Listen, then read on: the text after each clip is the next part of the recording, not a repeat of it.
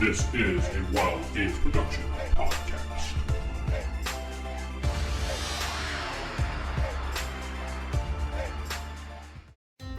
You remember. Roll your stealth roll? Game books, pencils, pizza, cheese puffs, and a hell of a lot of dice. And the dragon woke up. Roll for Initiative. This is the Roll for Initiative podcast, where 1E is the place to be. The Roll for Initiative podcast. We're in Volume 8. I'm Vince, and I'm sitting with Nick this week. Hello, everybody. And we're back for another exciting D&D cartoon adventure. Yes. Exciting, isn't it? Yes. Presto, count up to 14. 14, folks, for everybody keeping score at home. The Presto doing something right with the hat. It is 14. So we've only had 7 episodes reviewing. This will be 8, so we don't count this one yet because we don't know what he did in this one. But Yep, we'll see. We'll see. But as of right now, he's averaging 2 successful hat tricks. Sounds funny. Well, 3. Yes. Hat trick would be 3. Yeah, that's why I laughed, yeah. 2 successful hat pulls or hat magic per episode. Yeah, hat magic. Sounds good. Yeah. Will that increase? Will that decrease? I don't know. We'll find out by episode 30. Will 29? we just get bored and not take score anymore? Who can tell?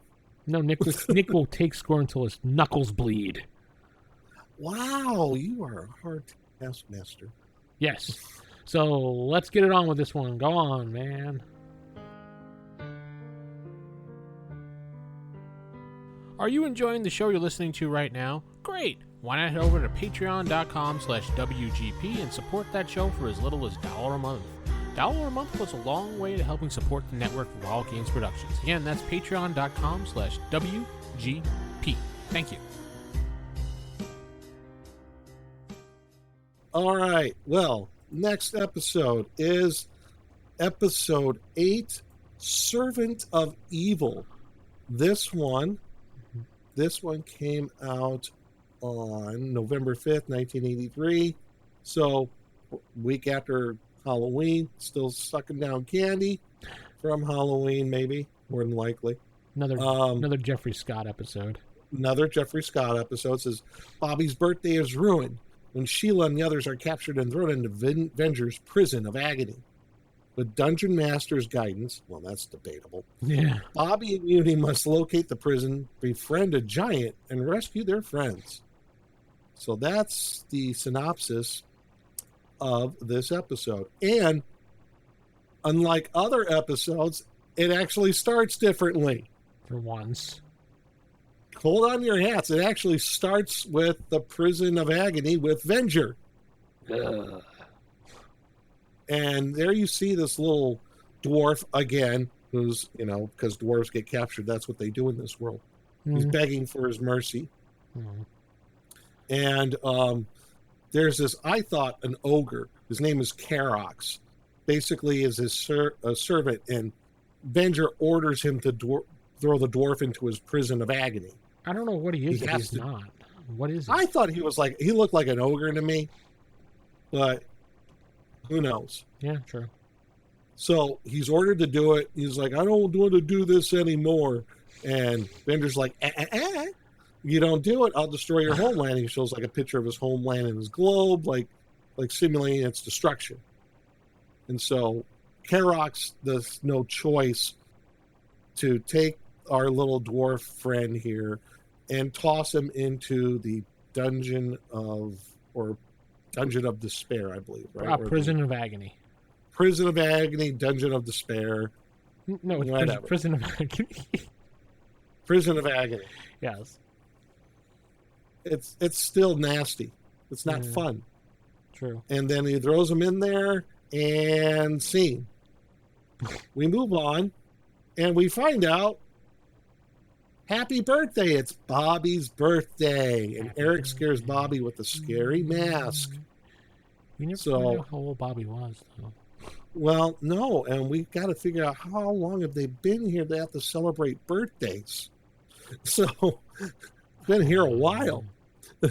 Yeah. So Eric scares Bobby with this scary mask, waking him up from this nap. And then Eric gives him a present in a box of little round fairy people. And then Bobby goes running off after him with his club. What the heck, Bobby? You're sick. He's 10. He's a sick little boy. He's going to stomp these little sad things. Whack-a-things. That's what I know.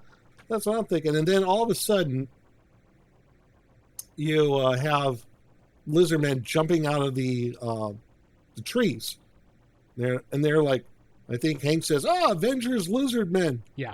And they're trying to surround them, and Presto uses his hat. But wait, we have a little pop culture comment here coming up. We do. Remember? Oh, yes, we do. Hank yes, says, we do. Avengers Lizardmen, and then Diana corrects him and says, with a bad joke, "Correction, Hank, Leapin' Lizardmen," which is pop culture because of the movie Annie was out at the time. Yes, because they leapt down. The movie Annie came out a couple of years before. I didn't catch that at first. Oh, you didn't? As soon as I saw that, she said Leapin' Lizardman, I'm like, that sounds familiar. So I kind of looked it up, and it referenced Annie. I'm like, oh, yeah, okay. I didn't catch that. Now, I have to say something about the animation in this episode. It kind of waffles from good to, at least in my opinion. I thought this was like some weird transition in the production of this show to where there was some fairly decent animation, I thought, and then there are some parts you're like, wow, they got sloppy. Yeah, that's true. The inconsistency in the animation was just, to me, was striking. But anyway, so Bobby goes running off after these little fairy puffball things and is going to smack them with his club and play whack-a-mole. Avengers Lizardman shows up. Presto uses his hat. Yes, okay, gets something useful of it, and it shoots flowers out towards a lizardman and knocks it down. And he goes, "Oh, flower power!" Did you hear the stupid rhyme that he did? What? Did you hear the dumb rhyme that he tried to? I tried not to. Abracadanon, turn my hat into a cannon. Yes. Turn my hat into a cannon. A cannon of flowers. Apparently, this hat is the what is it? It's like a bag of. What's the one bag? The bag of random items. Well, yeah, there's that one magical bag. Wild magic. Why am I? No. Useless things. No, dang! It's not a bag of holding. It's a. Now I got to look it up. Oh, come on! Well, while you're looking that up. Well, anyway, I'll look it up later. No, anyway, go ahead, look it up. I'll do some facting right here. So go ahead.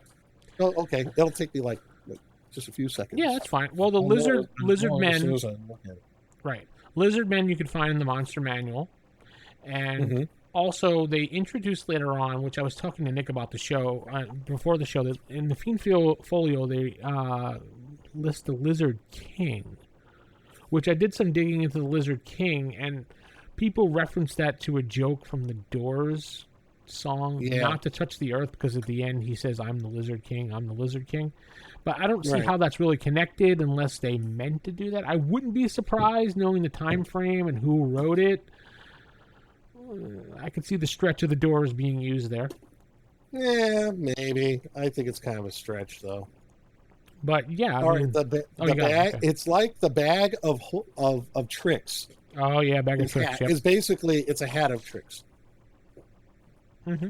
Essentially, because I remember one of the things the bag of tricks does. It can shoot out flowers, I believe. Oh, okay. So, yeah, flower power. Hank uses his bow to save Sheila. Eric then uses another birthday present box, and it shoots out a giant jack-in-a-box towards a lizard man. And I'm like, what the heck? I'm like, where did he get that from? I have no idea.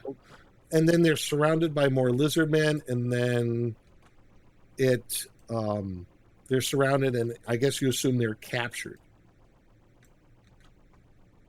So, well, yeah. Then it goes, yeah. So then it goes to Bobby coming back because he couldn't find them or he destroyed them all. I can't tell. And then DM shows up. He gets the bad news that they were captured by Avengers Lizardmen. And they're taking, Bobby actually taking says, to answer your question, he says, first time a birthday present ran away before I got to play with it. Oh. So he never actually found them. Yeah.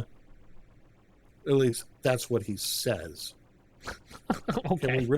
Can we really trust Bobby? Can we? Sure. He's like 9 or 10. Okay. Anyway, moving on. So DM shows up and tells him bad news. They get captured. And he gives him a gift. It's an amulet said that he'll protect him from Venger. Uh-huh. And he says, when you need its protection the most, you must give it away. Okay. Okay. So you must give it away at a certain point of time. And he's letting them know you can find his friends past the mountains here. DM disappears because he's a dick. And scene. He says it's the power of giving, not keeping. Yes. As you see his little face inside the amulet. Yes, So how cute. stupid. The power of the DM is yours, Bobby. Use it wisely. Not. Meanwhile, He's not Captain Planet. Stop it. at Venger's prison, Meanwhile, Meanwhile, back at Venger's prison, the lizard men bring the group and their weapons to Venger. He said they still need to get Bobby's club. And they're like, let us go. You got what you want. That's what Hank says. He still needs that barbarian's club. So they're going to get thrown into prison. And, what the heck's her name? Sheila? Diana? Diana says, there's no prison that can hold us. And I'm noticing in this episode, there's still shifts of really good animation here. Yeah. At least in my opinion. The close-up animation is really the facial expressions are really good. Yeah. And I'm like, wow, good job here, guys. So, they take him away to the prison. and then this prison Presto makes some stupid comments because they're above lava. He says, at least we won't freeze. And then you have to explain that the prison is basically on top of a lava pit. Right. That this prison is like a big giant rock that's being held by 4 ginormous chains over a volcano. So that's because Venger does things big. And when he does things, he does them big. He doesn't mess around. If you're gonna do it, do it. Right? Exactly. Right. Pretty effective prison if the only way out is if you can somehow climb on those chains. Foreshadowing. Anyway. Don't tell anybody. So this is where this ogre, I thought he was an ogre, lets down the drawbridge to go to this prison. Well, it's over the lava lake. And then they're put into the prison. And this is where first of 3 really weird things you see in this episode. And it's at 6:27. Okay. You stop it. You look to the right. Okay. There's a fat lady with kind of purplish hair, lavender hair, wearing a pink dress and pink sunglasses. Yeah. And she looks like Divine, which is kind of gross. So I'm like, okay, somebody with pink sunglasses. That's odd. Why was that drawn in there? I mean, you got the 2 trolls there, and then you got the pink sunglasses lady.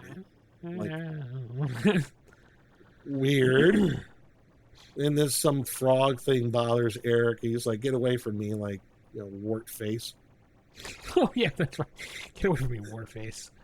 And then Sheila and the rest of them are standing at the bars like, what do we do now? Even though the bars, some spots are like big enough that they could walk through with no problem. Yeah, I think the bars were at a place where that if they went through it, they would have just fell right into the lava. Because I was looking at that myself, and I'm like, you know what? They can just fit through the stupid bars. It's kind of like, yeah, but it's kind of like, that's like Venger kind of being a jerk. It's like, go ahead.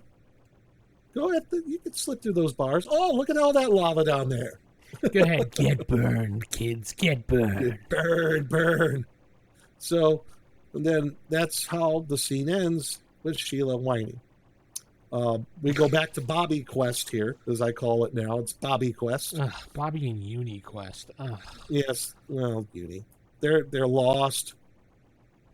They're not sure where they are, and then eventually DM shows up. Bobby's 10. Yeah, well, there you go. And then Dungeon Master, like I said, shows up. He says, "Look to where the fires are fiercest." Why not just say, "Go to the most violent volcano"? No, he has to keep it a riddle. We already established why he does this. He's a dick. Big dick. Yeah, well. So they kind of quick scene there. Then they go back to the prison, and this is weird thing number 2 pops up at 7:33. Everybody, if you pause it, you see Eric starts fanning himself with a Spider-Man comic. Apparently issue number 7. Right, I was going to say issue number 7 of the. Where the hell did he get the Spider-Man comic? I'm telling you, post-apocalyptic world. The Spider-Man comic made it? Apparently so, because he's popular. Eric mistakes someone or something for DM. He's like, "Hey, DM, old buddy." The thing turns around and it's a monster with kind of like a long snout, but I don't know what the hell that was. Kind of looks like some other body part, but I'll keep it clean. Whoa. I'm just saying. It just looks weird. I'm still trying to figure out how they got that past the censors. I don't know what that even thing was. I couldn't find anything that looked like it. It's something they just made up. Yeah, to be funny. And then there was the other thing that comes up behind Eric, says, "Are you lunch?" I don't know what the heck that thing is. I don't know either. So we switch back to Bobby. He's looking out towards like this lake where like the volcano's at, a regular lake, and then there's some lizard men on a raft. They go across, they leave. Bobby and Uni steal the raft from the lizard men. Why did he have to carry Uni? Is he trying to say that Uni can't run fast enough? I mean, apparently so. Uni can run faster than him on 4 legs. I know, it's got 4 legs. Theoretically, if Uni concentrated, just boink, teleport right there. Well, once a day, buddy. Once a day. Well, has she used it yet? That's true. No. Well, then that means Uni's stupid too. Well. And it goes without saying, right? Yeah. All right. So we go back to the prison. Dun, dun, dun. And then, lo and behold,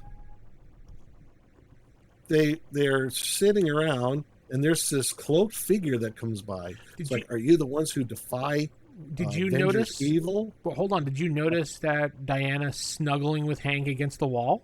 Oh yeah. I saw that. Does that mean they're a couple? I mean, I was wondering that myself. I'm like, look at that. I don't know. But Snuggling into Hank. Look at Diana with her hourglass figure. All right. Man. Yeah, man. Just like kind of, just cool, man. It's all good. I was bored of Sheila, so she's old news. So, man, it's all good, man. That stupid kid brother keeps hanging around every time I try to do something. Hey, Hank's like, "Hey, come on over here." He's baby. not Bill Clinton. Move on. Not Bill Clinton. Oh. It's all right. No, I'm saying, just get my Lincoln Continental here. Just get there. Stop it. Anyway, sorry. Anyway, so this cloaked figure comes up to them and says, "Are you the ones that have been defying Avengers evil?" And Eric's like, "Nope, it was him." He points at Presto. Way to go, Cavalier. And then it gets revealed to be, who is it? Strongheart. Strongheart. our next tie-in to the franchise, it's, I believe Strongheart shows up as a PC in one of the D&D modules, the basic D&D, and is also an action figure of him. Yeah, it was in that one with Warduke, and I can't think of the name of the module. Yeah, right. Exactly. So Strongheart apparently has been stuck here for a long time, years, and then he says he's pretty much dug a way out over time. And this is where we see weird thing number 3. Yeah. At 8:58, if you pause there, there's it's a big, huge cask. It says cask of it's a Santori 1855. So what is Santori? Well, it was renamed. Yeah. It's actually Suntory, and it's a Japanese whiskey. Was founded in 1855. 1855, yeah. Right. It was founded in 1855. Well, a couple decades after it. So. Right. But that's right. Yeah. So it was somehow they changed one letter, gets by all the censors. They're not even aware of the little in joke. Now, why this? Why this little in joke? I can only think of. Well, maybe some of the animators like the Suntory whiskey. I wouldn't doubt it. Maybe Gary liked Suntory whiskey. And that was kind of thrown in. I know he did like his whiskey and whatnot. Yeah, I was going to say back during that time frame, a lot of artists liked to smoke cigars, drink whiskey while they drew, things like that. So maybe it's kind of a wink and a nod to the artist there. Who knows? Mm-hmm. But good job getting that past all those censors. Well done. Well done. So they try to escape. They're climbing down. Oh, hold up. They moved the cask out of the way, which Strongheart said he's been scraping away for years. He scraped a perfect square tunnel out. Did you notice that? Scraping away for... Yeah, he's been scraping away for years, but he had a perfect tunnel. Mm-hmm. I was just like, wait, if you were scraping, you would not be able to make a perfect tunnel, dude. Well, he's a little OCD. Okay. So, has to be just right. All right, go on. So they run out. The lizard men see all of them. They're trying to escape. And the lizard men say, release the creature. And I think they release what looks like a Zill. I think it's a Zill from the Fiend Folio, Xill. Yeah, I'm not sure. Yeah. That's what it looks like to me. But that's the closest thing I can find. It had a tail, which threw me off, too. But it has 4 arms. It has a very similar facial appearance to it. So I'm like, okay, that's what I'm going with. So, okay, it's a Zill. If you think otherwise, if you think it's something else, let me know. Let us know. Let Nick know. And Strongheart's like, we must turn back. In other words, retreat. So they're climbing up these ginormous chains. Sheila trips. They go back and get her. Suspense, maybe. And then they get in, they roll back the cask of booze. And they're at the bars again that they can just walk through. So there's that scene. Yes. Back to and Bobby the Zill Quest. thing. Yes. And the lizard men report that they see that Bobby is here, the barbarian is here to venge her. And then he tells them, go get his club. Okay. No. Ugh. And then I'm ughing for a reason. Yes, and then after that, you see Bobby is climbing, and he feels he feels like he's not sure if he could go through with this. And then you hear Deion's voice. He's like, DM, where are you? He goes, under your nose. The amulet. Oh, ha, ha. Funny. Stupid amulet. Yes. Apparently, it's like an iPod. And then he sees a reflection of a lizard man in the amulet, and he goes into a battle with them and really shows them up real bad. Yeah. And he's like, "Oh, you want my club? Well, here you go," and like puts one of the lizard men in the orbit. And then comes back down, crushes the other one, and then he runs away. Yay. And then he sees the prison, and then Venger all of a sudden shows up behind Bobby, and Bobby wants to go ahead and fight. He goes like, give me your magic weapon, or your friends will never, you'll be easier on your friends. No way, Jose. And Bobby's like, goes, no way, Jose. Yeah, another catchphrase. Yeah, and he's like, gonna smack Venger. Venger then shoots a blast, and the amulet that Bobby has absorbs the blast, and Venger lets out a weird yell / scream. It just sounded odd. Tantrum. It's like it was like, Arr! It was like cut real short. He goes, maybe he was burping. I have no idea. I don't know. He orders Kerox then to take the club from Bobby, and he says, "No, I won't fight children." Cool, don't do that. And Vander's like, you better take her, or I'll destroy your homeland, dude. And so he grabs Bobby, and Uni. Here's where another cringe moment. Uni get really annoying and jumps on Kerox's head several times. And Kerox is like, hey!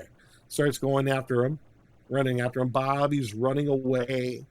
He said that's he lets down. What's that? He said that's a neat trick you got there. Yeah, neat trick you got there. And then, Uni. Bobby's running away. Kerox lets down the bridge to the prison because he's kind of like, hurting Uni and Bobby towards the prison. He turns to fight Kerox and he hits him, I guess. And then he gets knocked over the edge of this bridge and he's holding on. Then all of a sudden, Bobby like, gee, I can't let him fall. Really? You just smacked his toe, and you're like, maybe I shouldn't let him like burn in the lava, even though he tried to capture me. Yeah. All right. Well, what are you gonna do? All right, fine, whatever. Well, remember he has Dungeon Master's idea in his head by this whole give and take thing. Right. This whole give and take thing. Okay, I'll give it. He's at like 9-10-year-old kid. Cool. So he uses his club to bring Kerox up, and Kerox is like, I never wanted to harm you, kid. He explains the whole situation, what's going on, with his homeland or whatever with Kerox, and Bobby's like, and Kerox is, I should say, he's like, I miss my homeland, and Bobby's like, yeah, me too, and you're like, right in the feels. Aww. Oh man, poor kid hasn't had cereal in months. So they come up with a plan. Kerox says, do you trust me? I'm like, all of a sudden, yeah, all right, fine. And he gives the club to him. He kind of puts it in his belt and hides it away to where Venger can't see it. Kerox yells, I captured the boy, but the club fell into the lava, and he calls Kerox a clumsy fool. But the club was like right there in plain sight. He was turned in a way he probably couldn't see it. Okay. All right. I'll give it to you. That's where I'm kind of going with it. Yeah. And then Venger calls him clumsy fool. Well, at least I have the child, and he and his friends won't be like a bother to me anymore. Yeah. So he drops Bobby off with his friends, gives him his club. He says, be ready at midnight. I'm coming back, essentially. So he's going to drop the bridge at midnight, okay? So what Bobby does... Did you notice when Venger addresses any of the kids, it's either Dungeon Master's little pets, pests... Or pupils, or what have you. Or he'll say their name of their class. He never addresses them by name, ever. No. Barbarian or acrobat. Yeah. Mm-hmm. Because they're only things to him. So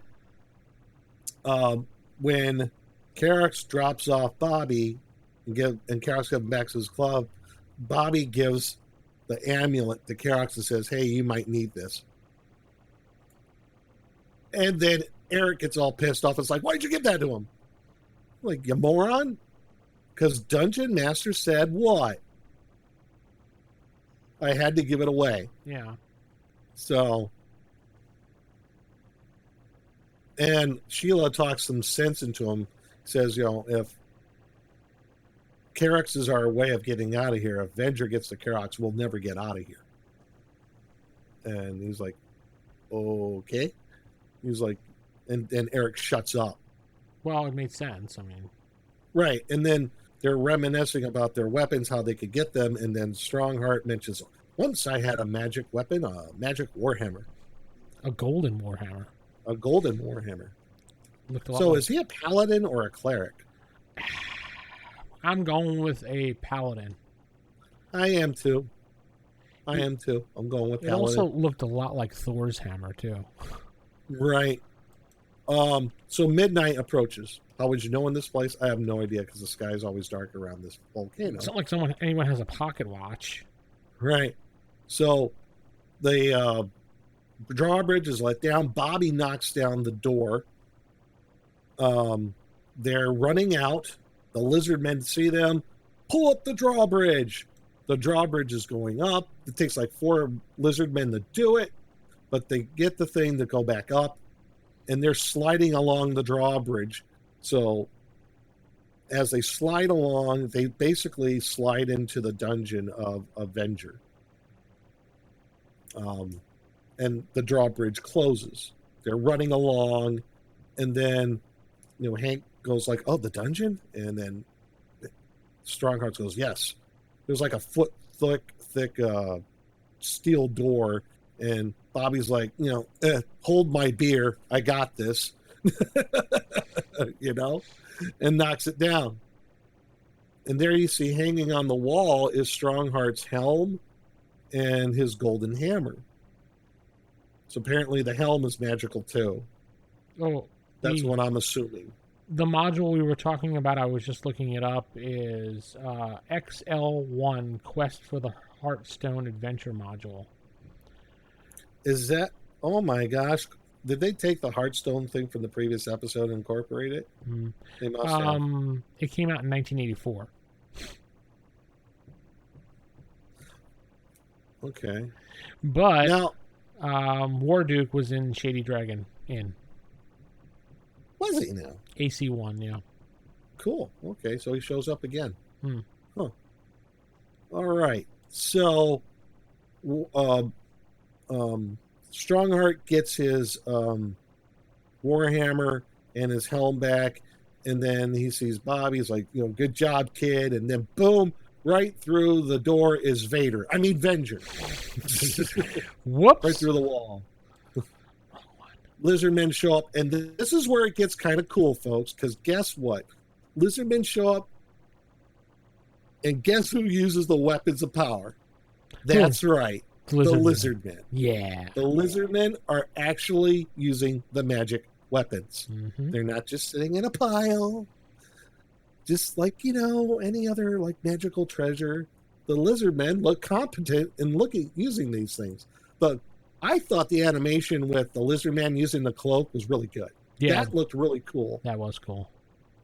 And then like, oh, here you go. And Bobby's like, scare my sister, will you, with Sheila? No, that ain't going to happen. And then the one lizard man who uses the Presto's hat pulls out like a hawk or an eagle and takes away Strongheart's warhammer. They're like, oh, now what do we do? Didn't Presto make a comment? I wish it worked that well for me or something. So like Bobby's like deflecting energy bow blast. What do we do? We're doomed. And guess who shows up? Kerox. And Kerox is like, is coming in. He's like, no, not gonna happen there, Venger. Because Venger's like, Kerox, grab the children. He's like, nope, not gonna die. So he's going after Venger. He's got his arms out. Well, actually, he's going after the magic items. He takes them, just yanks them out of the lizardmen's hands. Like they didn't put up a fight. Like, really? So, bonks a few heads of the lizardmen, gets the magic weapons back. Venger, like, shoots a laser bolt out of his hands. And this is where it gets really, really cool. He shoots out a magic bolt, hits the floor. Floor cracks open because Venger is pissed. And then I guess he conjures like a two-headed lava dragon or a pyrohydra from the lava. I'm like, cool. I remember seeing this when I was a kid. I'm like, this is pretty cool. You know? I would go lava dragon or lava. I'm going with lava dragon. Lava elemental. I don't know. And what I'm going with like a conjured lava dragon, two-headed lava dragon. Sure. And then Strongheart's quartered by the pyrohydra lava dragon thing, and he's like, if I only had my hammer. And he's on and on about his hammer. What's his hammer, dude? Oh my God. I'm like, geez. And we already established he's OCD. So that's probably part of the OCD coming out. I need my hammer. So, yeah, definitely need a hammer. Oh, boy. Wapner's on at 6. Yep. Kmart sucks. Yeah. Hey, Fonzie's cool. So we have the fight. Strongheart is cornered. And then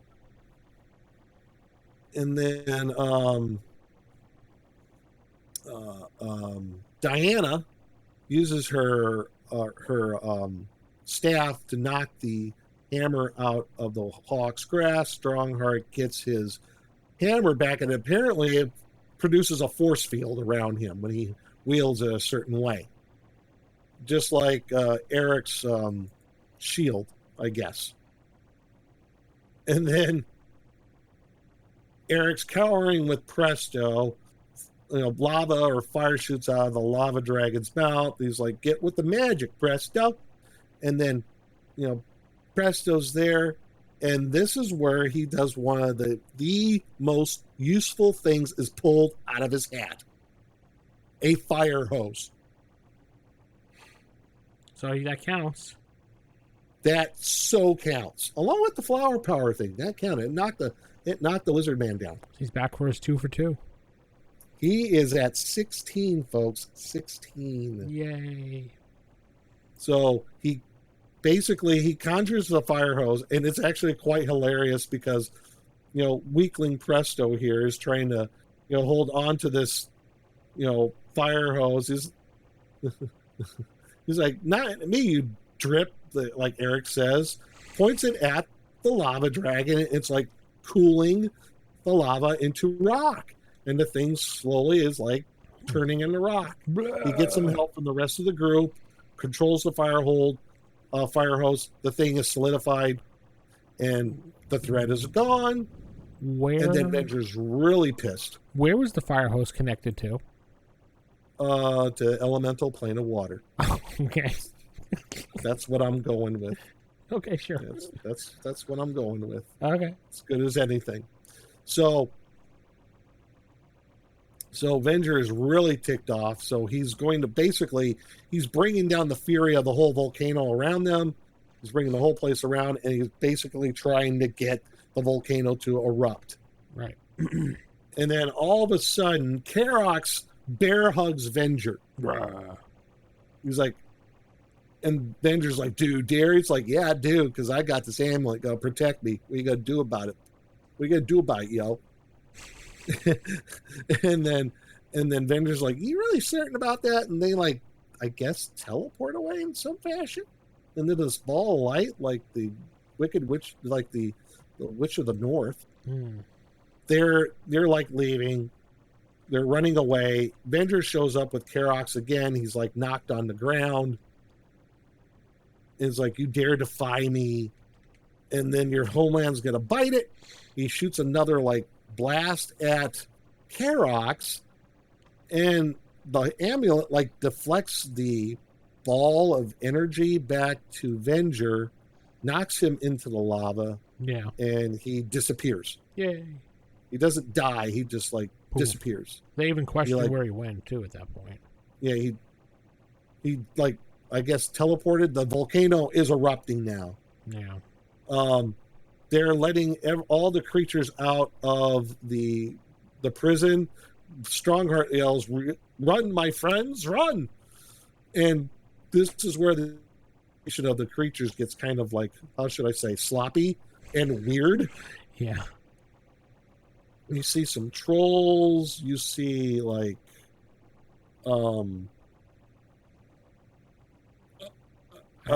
you see like a hooded thing with a big head. Yeah, weird looking creatures. There's like lots of weird looking creatures running through. Okay. Eruptions going on. They finally get away, all of them, I would assume. So they all escape. And you see in the background, the creatures that are escaping are really bad. The one dwarf that was imprisoned, he falls and Carax catches him. And then you see all these other really, really cartoony monsters in the background running away. It's like, I got to think about this. Why Venger is like, I mean, maybe he just captures some of these things because they just look weird. You know, he's just, I don't like the look of you. Into the prison you go. you have a lazy eye. Into the prison you go. Yeah. Like, why are some of these things captured? I mean, I don't know. I don't know either. Weird. But then you have this last cool animation of the volcano like erupting with like nuclear cloud, and then you see a cool animation of Venger in the clouds. It's actually pretty good, in my opinion. Yeah, it was really cool looking. It was actually kind of cool looking. So the Ghost Avenger, I guess, goes away. He seems to do that a lot in the end of these episodes. Like he blows up into the sky. Like puff of smoke and what have you. Yeah. And then Carax gives the amulet back to Bobby, and Bobby's like, "No, you're going to need this, so you can help protect your homeland." I'm like, all right. Like, didn't know that, ogres were like this, but fair enough. Meh. So maybe he's a chaotic good ogre. I don't know. Maybe. So Eric says, giving gifts away on your own birthday is bad policy. And then DM shows up and actually says something really good. You should probably give the gift back that Bobby gave you, and that's your freedom. He gets embarrassed. And he gets all embarrassed and like starts to backpedal and looks all stupid. And end. Now, the end there, Bobby's shaking hands with the ogre. Yes. Why was he standing there completely frozen like an episode of Police Squad? Like they were, remember when they used to do that in the old Police Squad? Right. How they would just stand there and wait for the credits? I'm like, is that what they're doing? Right. I kind of think so. I'm looking at it right now, and it's like, Who were they looking at? Was it the audience? Dungeon Master? I think they're looking at the rest of the group. It's just like really creepy. And if you pause it at frame 2111 or time spot 2111, you see in the lower left corner, there's this, I guess, I don't know, a troll or zombie guy with his arms crossed like, whatever. Oh, yeah. I remember that He's guy. like, it's like, really? Can I go home already? Exactly. It's like, can we let go? Oh my God. All right. So how can we make this into an adventure? I guess what you could do is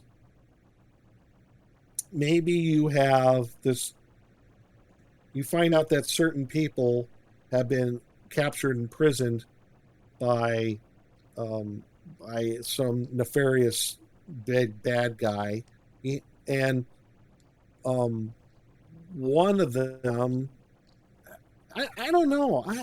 I've been trying to think about this one. I don't have anything on this one. How you can make it into an adventure. I tried. I'm like, there has to be some like prison escape thing going on here. But how do you tie in the whole thing, like the whole Carax type character? I guess that would be like an NPC that you might run into. You get imprisoned, and it's up to you to find out a way, to get out of the prison. unbeknownst to you, there's somebody who works in the prison that is not fond of his job. The only reason why he's doing it is because maybe his family is being held prisoner someplace else. They're like held ransom for their lives. And that's the only kind of angle I can go at with a Kerox type character. This would have to be, I think, you have to think of a way how they could be imprisoned. Well, they have to find their way out of a prison. The only thing I can think of is that they meet him in a village. He's, a kind guy. Maybe he helps him out inside the village.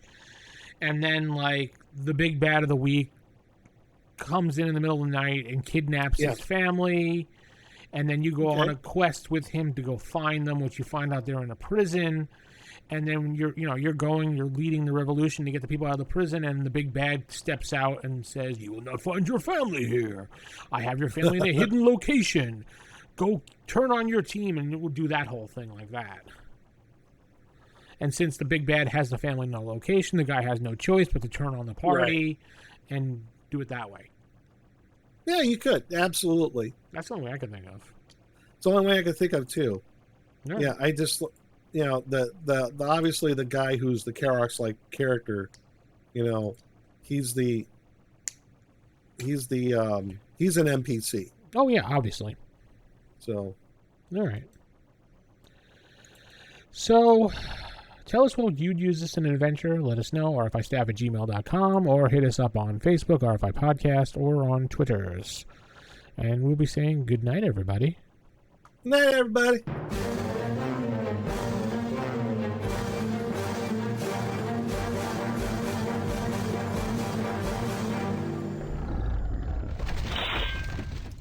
Roll for initiative.